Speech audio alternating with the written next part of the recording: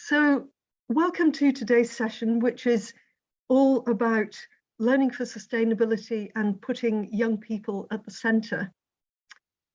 The context for this is very much about trying to understand what is a changing situation in Scottish education, and hoping to, by the end of the session, have a bit more understanding about the current policy agendas and to be able to share opportunities to contribute to them.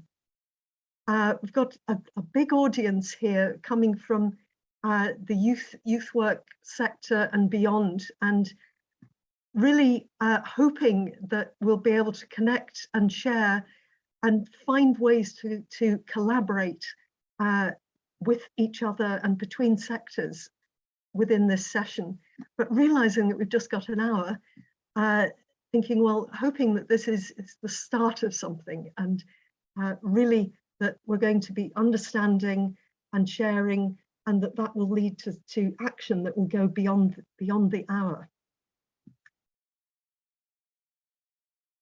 As I said, it's just an hour. We're starting with a very short welcome and scene setting, and then on to really important contributors to today's discussion.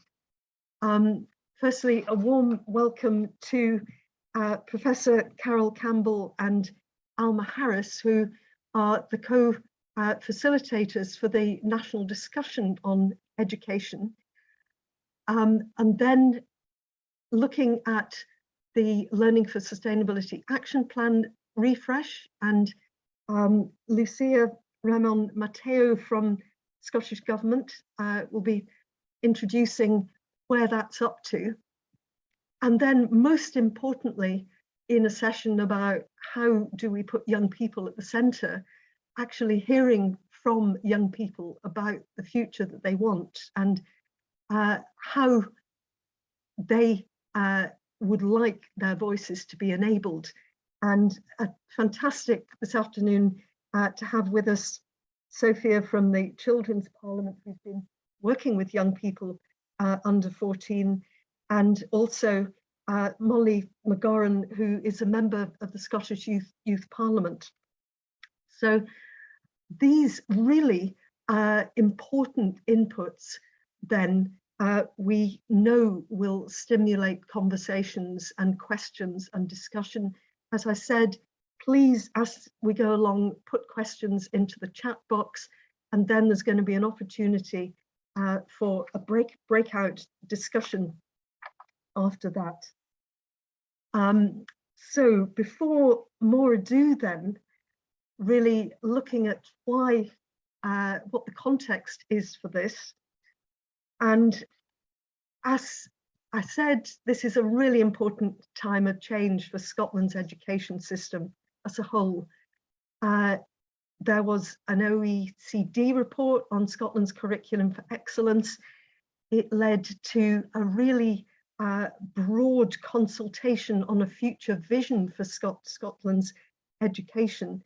And this advocated putting learners at the centre. So that was the title actually of the report. And importantly, in that report, Ken Muir, who was the author, said that the current generation of learners see climate change and sustainability as some of the most significant issues facing their futures, and recognized that has to be a key driver influencing the future of the education system. Essentially then, this is learning for sustainability, which is already a key underpinning element of Scotland's education system. It is an entitlement for all learners. It's a responsibility of all educators, as set out in the Vision 2030 report, which is set in the global context of the United Nations Sustainable Development Goals. And this is an important time too for this learning for sustainability Action Plan, which came from the Vision 2030 report, because it's recognised that implementation needs to step up. So at the same time as we've got this opportunity to look at the future of education, there is this stepping up of action on the entitlement that learners have to learning for sustainability. So how do we bring these two agendas together? And more importantly, how can we contribute to really make the future of Scotland's education the best that it can be for young people and with young people? So I'm delighted to then, as the first contribution to how we can put young people at the centre of all this, to introduce the two co-facilitators of the national discussion on education, which is being convened by the Scottish Government and COSLA. So the two conveners are Professor Alma Harris, who's an emeritus professor of Swansea University and also a professor at Cardiff School of Education and Social Policy and Cardiff Metropolitan University, and Professor Carol Campbell, who's the Professor of Leadership and Education Change at the Ontario Institute for Studies and Education at the University of Toronto. So over to you. We're really excited to hear about our national discussion. Many thanks, Betsy. So I'm Carol Campbell and Alma and I are going to talk briefly. We recognise this is a very full agenda today and we certainly want to give everyone an opportunity to talk. We're just delighted to have this opportunity to connect with you and to share about the national discussion and to ask your advice on the content of the national discussion, but also how we can engage with you as we go over the coming weeks and months. For those of you that are social media users, we are using #TalkScottishEducation. I want to start by saying Happy World Teachers Day. This is World Teachers Day, and I saw there are some teachers on this call, so thank you. I also want to acknowledge that learning and development involve a lot of people. So I also saw there were youth workers and development workers and researchers. So thank you to everyone who's involved in supporting young people's development.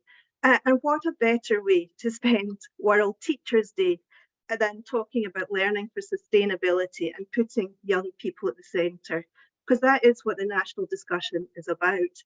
If we can go to the next slide, please. Thanks. The theme of World Teachers Day this year is actually transforming education, which is also what the national discussion is about. Not for change's sake, as Alma will say more about, but thinking about what's good in Scottish education, but what do we need as we look to the future? And we're talking up to 20 years out, which I know is difficult to think about, but if we're talking about the generational change that learning for sustainability involves, we need to start working on that now, just as you are. You all know the changes that are happening in our world, and I'm really looking forward to hearing from the young people in the call today. Obviously, the Muir report that Betsy spoke about, the Muir Review, the United Nations Conventions on the Right of the Child, and I saw some of you are working on that, and also the Sustainable Development Goals. So there's a lot happening globally that has implications for Scotland. So we think it's a good time to think about what's needed now and next for Scottish education to support children and young people. If we go to the next slide. So, Betsy mentioned some of the other reviews and reports. We realise there have been many reviews and many reports, and we've read them all. So we're starting from there, but we want this to be something different. We want this to actually be a time when people can really pause, reflect, and come together for a genuine discussion about how we support children and young people in Scotland and what that would take. So that's what we're asking people to do.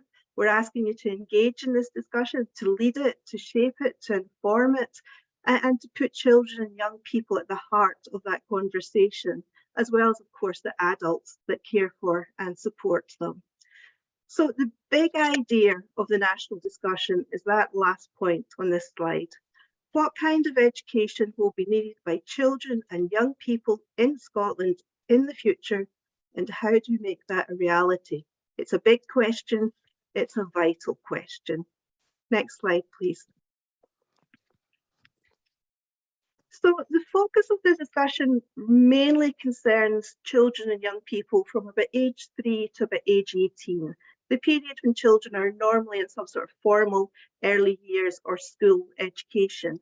But we recognise that that is not the entire definition of education, that it occurs from birth all the way through life, that it extends beyond the school walls. So we are interested in youth work, in apprenticeship, in all of the different titles I saw as you were going through your introduction. So thinking about how we support children and young people. We want to hear from children and young people, and we want to hear from people who work with and support them, and obviously parents and carers and families. We want this to be public engagement. This isn't just about people who already work in education talking to each other, even though that's important, but we want to really engage with as many people as possible, as widely as possible, and inclusively as possible, including those who perhaps don't generally get listened to and involved in government reviews. So that is our ask. We're looking for your advice, we're looking for your help, we're looking for your input. I'll hand over to Alma to say a few more words. Okay, thanks, Carol. I've been told my internet is unstable, so if I suddenly freeze, I hope that Professor Campbell can just seamlessly move in and take over.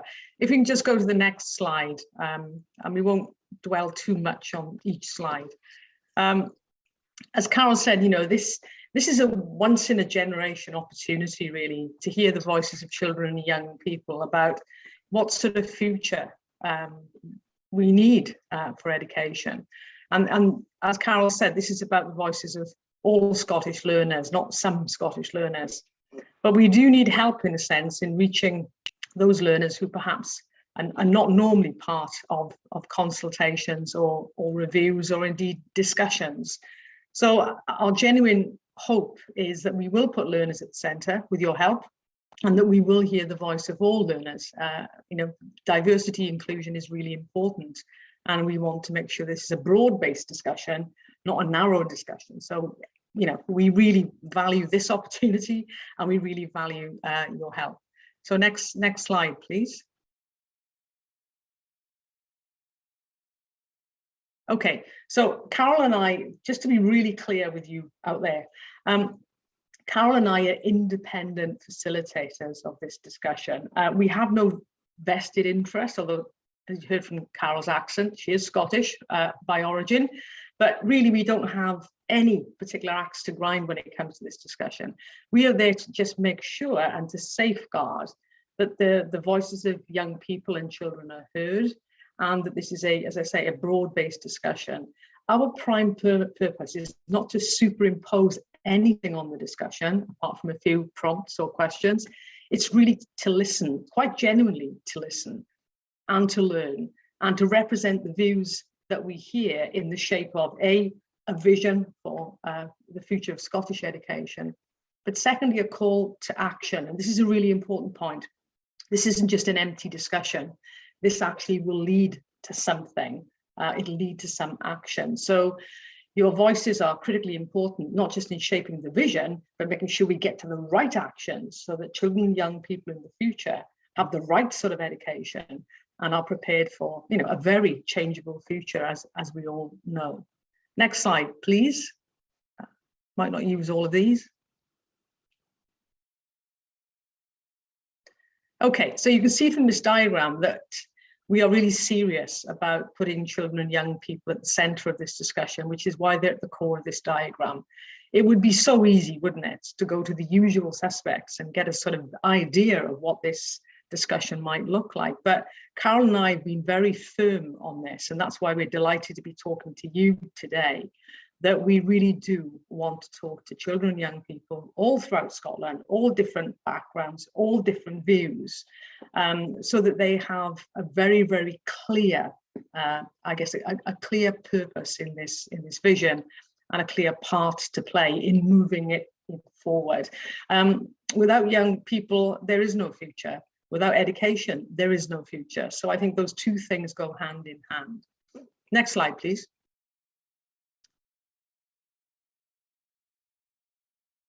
Okay, and I think I'll probably just finish on this slide. And I think there is a slide that tells you how to engage and the websites and everything, but I'm hoping that these slides will be made available to you because they're in the public domain. It's not our discussion, it's your discussion. So essentially these belong to you. But I just wanted to highlight, and this is where it connects to the theme of this particular seminar. Yes, we are asking about your future education, Scotland's future education. But we're also interested in our future world, and that inevitably brings in issues of sustainability, issues of climate change, issues of the environment. These are writ large as we move forward into the future. So we will be listening on issues of sustainability. I've just read a book which I would recommend to you, which is called Hot House Earth. And I think it's actually a Scottish author whose name I can't remember, but it's a really, really good indictment of just what climate change will do and the future that it'll bring to children and young people. So we are passionate, we are authentic, we really do want to listen. So you can see the other themes beneath, at the bottom of the slide.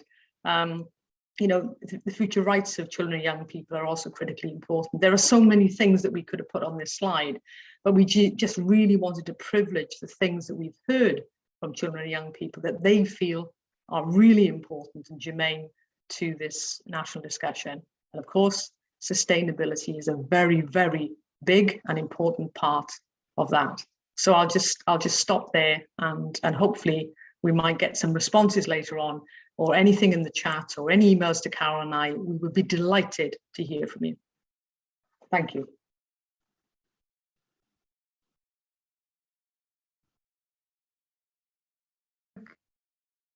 So much, and I should have said right at the start that yes, all these slides and the recording, of course, will be sent to everybody after this session.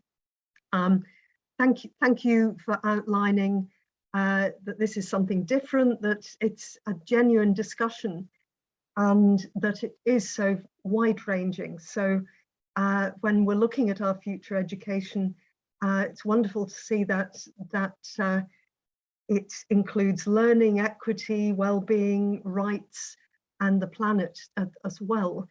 So I think this is a good point to then introduce our next speaker, who is going to introduce the Learning for Sustainability Action Plan, which I mentioned right at the beginning of the session.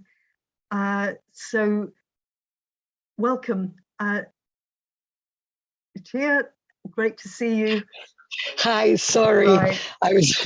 I'm in the office, so it's kind of like that moment that someone is having a chat with you and you're like, sorry, I actually need to be doing something else. But yeah, Well, thanks for welcome. We're delighted to see you, and I know you're extremely busy. No, it's so all right. Thank you very much for joining us to speak about why Learning for Sustainability Action Plan refresh, and then how.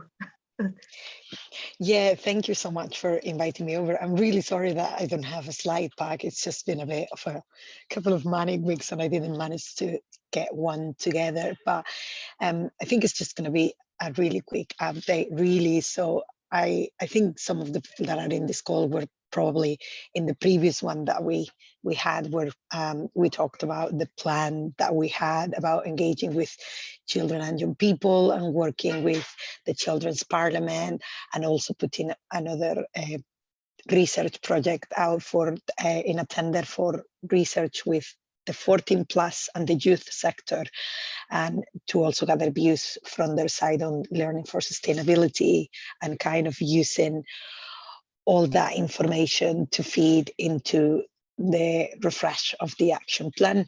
So I think like Sophia is in this call and she will be telling you a little bit of the work that they have been doing, which I'm going to say it's absolutely brilliant, and is their creative resource, which hopefully will be published soon, is just amazing. Everyone in the office have been showing it to everyone, like, look at this, look how pretty it is, look how amazing it is. So it's just been getting all that stuff together is a big puzzle, and we're just putting the pieces little by little, and it's now getting to a point that we're feeling is kind of coming together. So we had our first engagement workshop with stakeholders on Monday. We had an in-person workshop, which was a novelty for all of us. We did a Ketso, which is an engagement tool that is reusable. So all about sustainability. It looks like a tree as well. So it was very fitting for the LfS workshop. And I have seen some names that I think I've seen. Naomi, she was at the workshop. Kirsten was also at the workshop. So it was great to see everyone and to chat through all the different themes that had come out from the Children's Parliament report and how we could build more into that. So going forward, as I said, we had the first engagement, so we are just going to have a series of workshops with the stakeholders to discuss the work that has been done by the Children's Parliament, and also the work that is going to be done by it's being done at the moment, but the University of Dundee, looking into 14 plus, which includes youth work, and that we will then have more workshops in the new year to look at the outputs of the University of Dundee research. And then we will get all that information together and we will look at that again. We will compare the findings. We will see where are similarities, what things are different, and how we can pull them all together. And then our plan is to look at it with those who have the boots on the ground, teachers, practitioners, youth workers, any educators, anyone who delivers LfS, who implements LfS. So we can look at the actions and the solutions that we have discussed with the stakeholders and look at the practicalities. How can we actually embed this across the curriculum? How can we put it into the action plan? There were already lots of fantastic ideas that have come through the first workshops. So we're really looking forward to continue doing that and finding more data from all these people that are very knowledgeable and also really passionate about learning for sustainability, and how we can make it really an entitlement to all children that is actually happening, because we see these variations. So how can we make it better? So it's going to be a couple of busy months ahead, but really looking forward to continue engaging with everyone. And if anyone in this call is keen to join any of these workshops, you can get in touch with me via Betsy or Kirsten. They have my contact details, so I'm quite happy for them to share them with anyone that has an interest in knowing a little bit more or get more engaged in the process, and just to get as many views as possible and make the action plan really a collaborative and co-design project. So all the voices, particularly those that matter the most, which are young people and educators, are part of this new action plan. So that's me. Thank you very much. Thank you so much, Lucia, for that update. And would you be happy for us to share your email address in the chat? Yeah, I can type it myself. I don't know. I'm joining through my browser, so it's a bit weird. But yeah, I think I can type it. So I'll put it in. That would be great.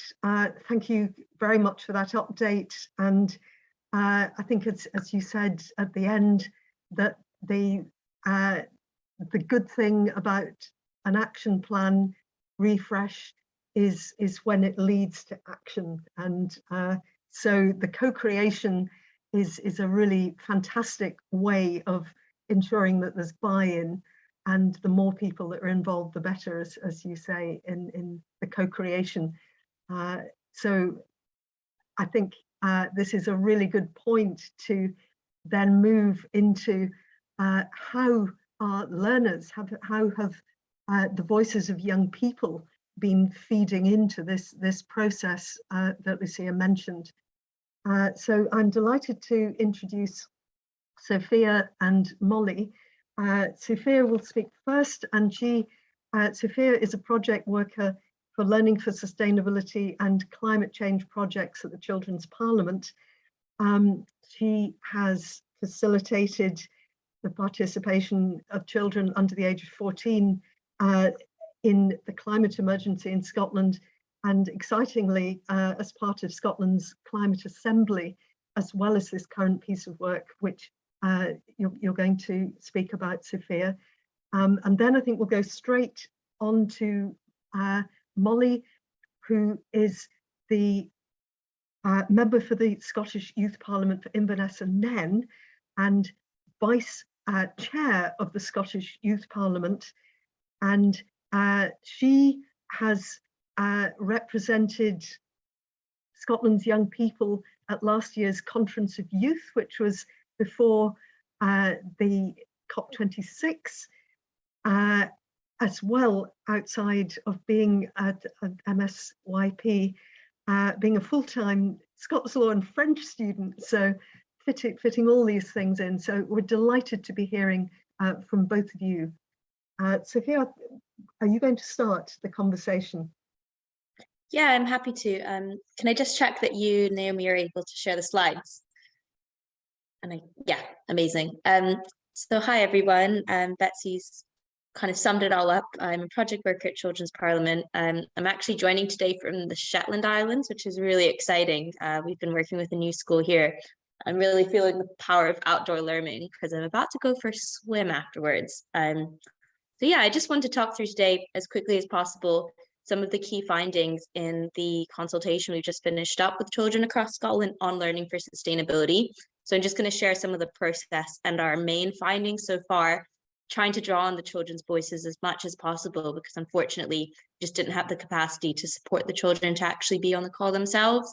But we are publishing our creative output and report probably next week, and so that will be circulated, and these findings will be in much more detail there. So definitely keep an eye out. If we could move to the first slide, please. So just to give a bit of background, our organization is called Children's Parliament, and we work from a rights-based approach. So our mission is that we work to make sure that children in Scotland grow up in a world of love, happiness, and understanding. We use the United Nations Convention on the Rights of the Child to underpin this, and we're really excited to be involved in the incorporation of this into Scots law as it comes in. You can move to the next slide.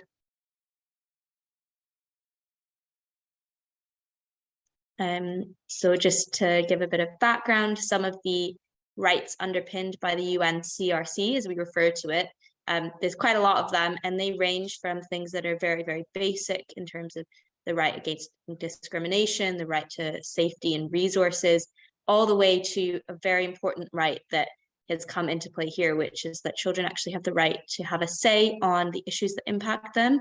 They also have a right to an education on their physical environment and the world around them. And something that came up again and again on the project, children have the right to safety, and that includes the climate emergency, because this is becoming a threat to their safety, and they're telling us that they're observing this already in Scotland. So all these rights come together to ensure that every child is treated with kindness, empathy, trust, and dignity. This is something that adults have the responsibility to enact, and it's not something that a child ever has to earn. These aren't responsibilities, they're rights that every child is born with. That's something that we keep really close to our hearts here at Children's Parliament. If we move to the next slide. So to put these two things together, as part of the Learning for Sustainability Action Plan Refresh, we were asked to go into schools across Scotland, as well as some early years centres. We worked from ages 2 all the way to 13 to talk to children about why learning for sustainability is important to them. So we wanted to find out the core underpinnings of why children engage with this, and therefore what they want to see of more. So it was kind of coming at this angle of what positive practices out there how do children best engage with it, and how can we put that together in future? So I'll show you some of the main things that we discovered. We had a lot of fun going into school in Edinburgh, Glasgow, Perth, and 2 early years centres as well. So we used a rights-based approach. So for that, for us, that looks like really engaging in creative activities, in relationship building and friendship building, things like dance parties, and generally trying to set a very positive atmosphere that allows the children to open up to us. We worked over a few months. We consulted with over 90 children, but worked very closely with 12 investigator children, meaning they took on a bit of a leadership role and worked really closely with us on activities each week through an online calls. We also went back into our settings and interviewed 5 adult practitioners that ranged from head teachers to early years support staff. So it was quite interesting to go back after hearing from the children as well. And if we move on to the next slide, please. So all this artwork, all this discussion, all the engagement the early years came together to form what we call calls to action. So this is a kind of children's rights term which allows children to give their demands to adults. So these are things that children not just want to see, but feel they need to see to have their rights met in terms of their education and their engagement in school. These aren't all of them, they will be in our full report, but I just wanted to go through a few of them across some of the learning for sustainability themes. So things like all children have the chance and access to learn outside.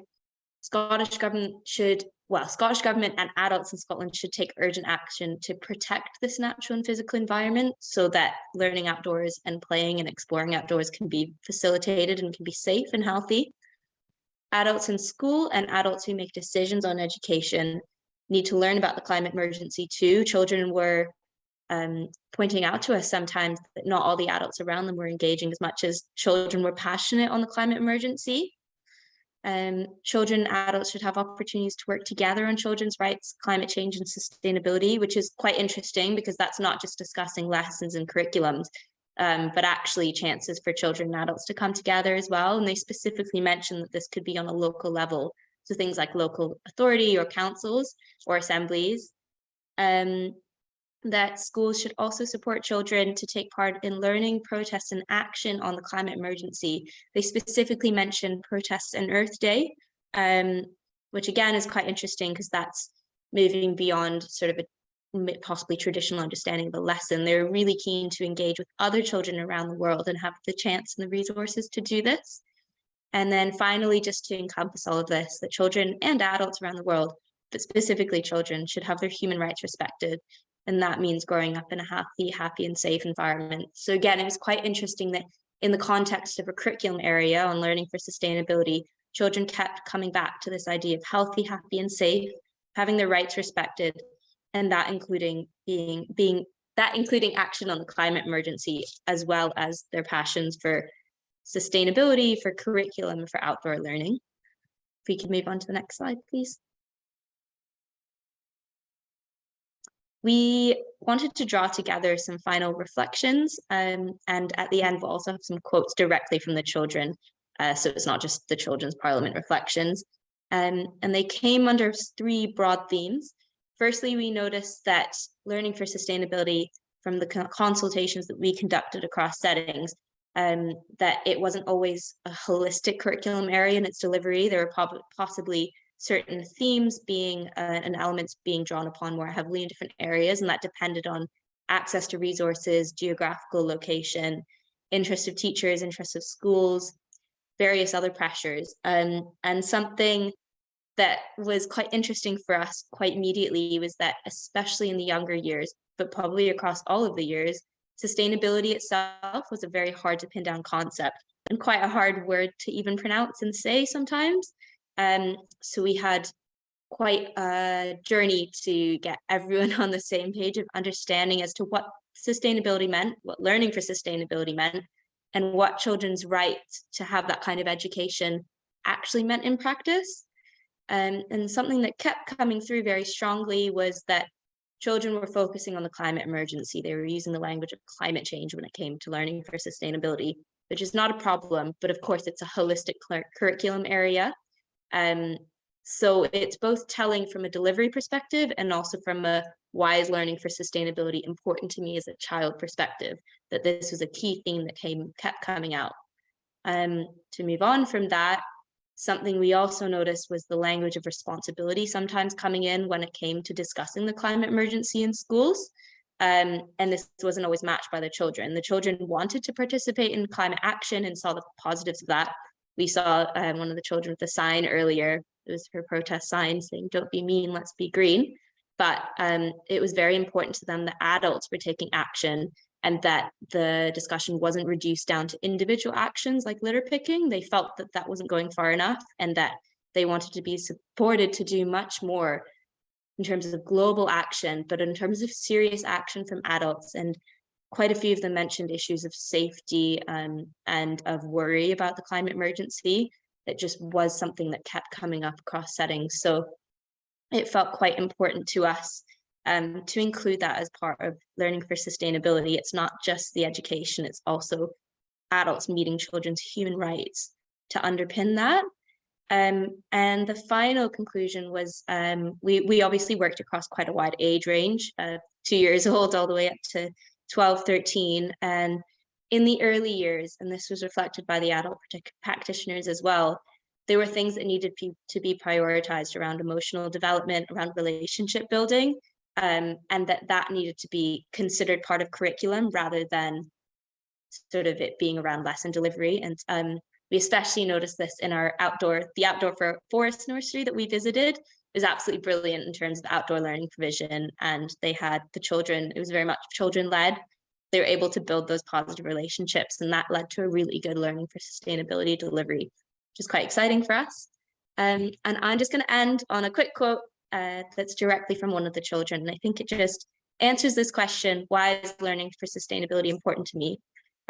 We should have learning for sustainability because if people learn about it, and notice they said people, not just children, they will act. And it's true that just a few people can make a change and more children can have their voices heard. So you can just see just how passionate they were and how engaged they were.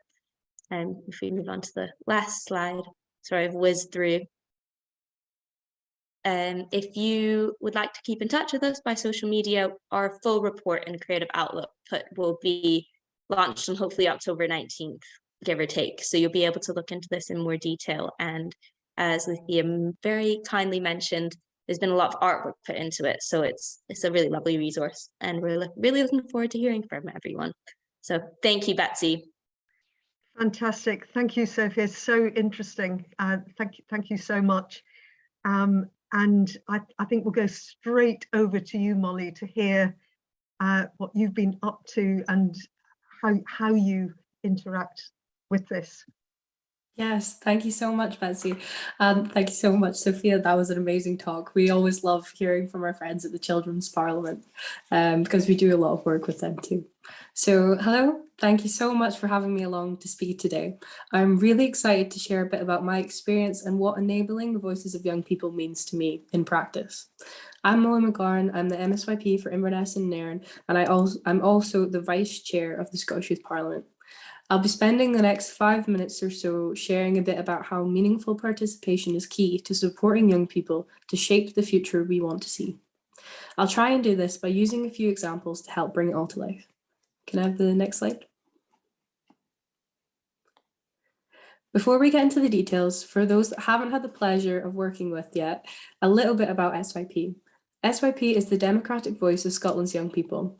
Our vision for Scotland is that of a nation that actively listens and values the meaningful participation of its young people. Our goal is to make this vision a reality in order to ensure young people in Scotland grow up loved, safe and respected and able to realise their full potential. We are also entirely youth-led. I am one of 8 young people who make up SYP's board. Our current board was elected in April this year by our membership of over 160 MSYPs, who were in turn elected last November by young people all across Scotland. Next slide. Sophia has touched on this already, but Article 12 of the UNCRC, the United Nations Convention on the Rights of the Child, is fundamental to everything that we do. It tells decision makers that this idea of putting young people at the center of the decisions that affect them is not a favor or a policy ask, but it is our right. This shortened version of Article 12 says young people have the right to express their views freely and have their opinions listened to in all matters affecting them. So that means not only do decision makers have to create space and give time to listen to the views of young people, but they have to act and feed back to young people based on the views that we share. Next slide. This leads nicely on to the idea of meaningful participation. This means that engaging with young people on decisions that affect them is done in a way that fully realizes their Article 12 rights. It's done by creating spaces that facilitate the voices of young people and by giving their views the audience and influence that they need to have a genuine impact on decisions.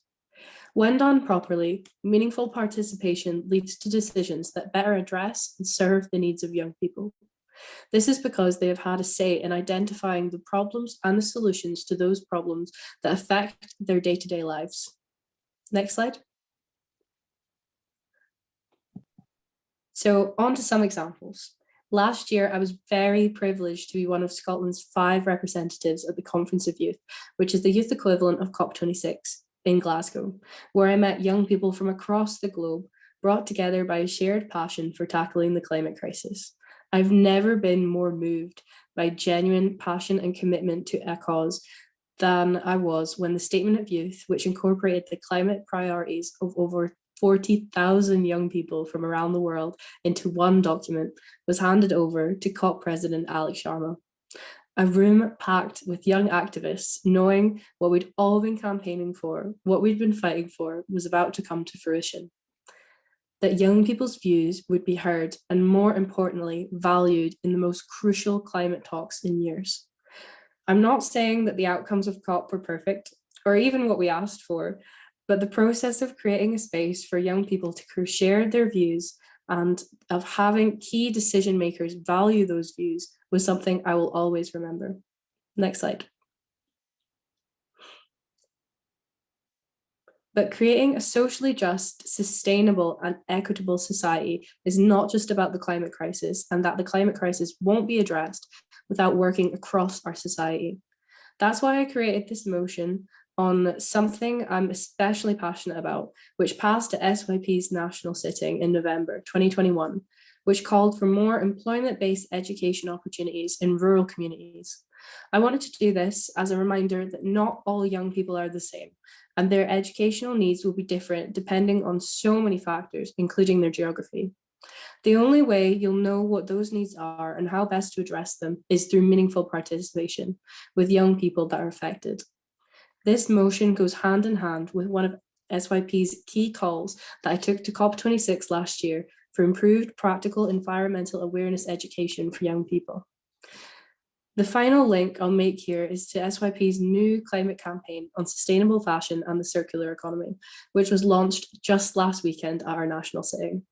There will be a lot more on this in the coming months, including an awareness raising with young people. So please follow us on social media if you want to find out more, or feel free to get in touch. Next slide. I'll close by reiterating the most important point I think I've made, that for young people to be meaningfully involved in the building of a socially just and sustainable future, we need to create a culture where young people's views are listened to, valued, and acted upon. Thank you. I think the last slide just says any questions or thank you, something like that. So we can skip that one. Yeah. Well, I think that that previous slide said everything, Molly. So thank you so much for that input, which I think is a fantastic input to have just before we go into breakout groups to think about, well, how can we enable more people to join these important discussions. So thank you, all of you, for, I think, quite a wide-ranging set of inputs. And the questions which you will have seen in the programme are for small group discussions. Well, how could you get involved in these discussions? What are the priorities going to be? What are your next steps? Naomi, can I hand over to you? Because I think Yes. you're going to I'll be the leader of the breakout rooms. Yes, I will do my best to just run you through some of the logistics before we head into the breakout rooms. So we'll be in breakout rooms until just before 5 o'clock. We'll try and give you as long as possible and bring you back just a couple minutes before 5. There'll be about 5 or 6 people per breakout room where you'll have a chance to discuss these 3 questions. And we've created a Jamboard for the breakout sessions, which will be linked in the chat box for you to access and feed into directly. Those questions will be written down on the Jamboards as well, so don't worry about writing them down. It would be great if you could nominate someone to feedback when we return to the main room, just the one top priority, so a key priority that your group feels is most important to share with the rest of the group. And that nominated person will be asked to write that in the chat box when we return. And you might also want to pick someone to facilitate in the group you're in, just to add sticky notes to the Jamboard. I'll stay in the main room just in case anyone gets kicked out or if you get disconnected. And there'll be a 60-second countdown when we're about to return to the main room. Betsy or Kirsten, do you have anything else to add, or should I send everyone into their breakout rooms? No, I think just to tell people that coming out and in is usually a bit abrupt. So don't worry about that. And I've just put the Jamboard link in the chat. Great, thank you. Like I said, there should be a 60-second countdown, so hopefully it won't be too abrupt for everyone. And I'll just open the rooms now.